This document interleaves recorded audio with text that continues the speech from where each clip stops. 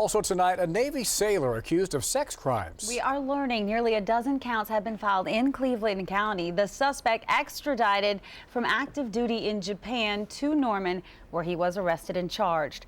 Prosecutors say the 24-year-old assaulted two boys, children of a family he befriended.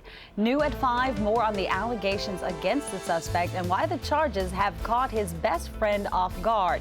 News Channel 4's Bree Steffen joins us out live from the newsroom with details on this. Bree. Meg, this is page after page describing the sexual abuse Brock Mason allegedly put a set of twin brothers through. Prosecutors are working hard to make sure he stays behind bars, but some of his friends say they're not completely convinced. That's shocking of all the people to think of. I couldn't see him doing anything like that. Andrew Sartain can't believe one of his best friends now faces 11 felony counts of sex abuse.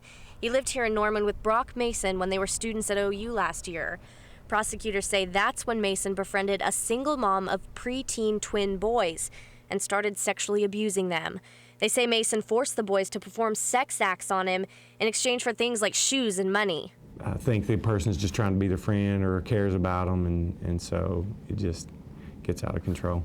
Mason is active duty in the Navy and was extradited from Japan back to Oklahoma to face charges.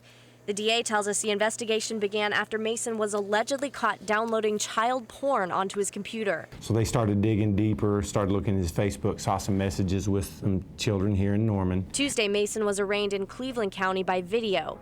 His bond was set at almost $1 million. And while the accusations are hard for his friends to comprehend, prosecutors say the evidence is hard to ignore. My first thought would be that he would be wrongly accused because of just knowing Brock. I just really want to hear more about what's going on. Rest assured it's something we'll take very seriously, and we look at these cases to make sure that children are kept safe in the future. Mason is also accused of giving the boys drugs and forcing them to look at pornography. This is an ongoing investigation, and prosecutors believe there could be more victims from Oklahoma and other states still out there. His next court date is December 17th, Meg.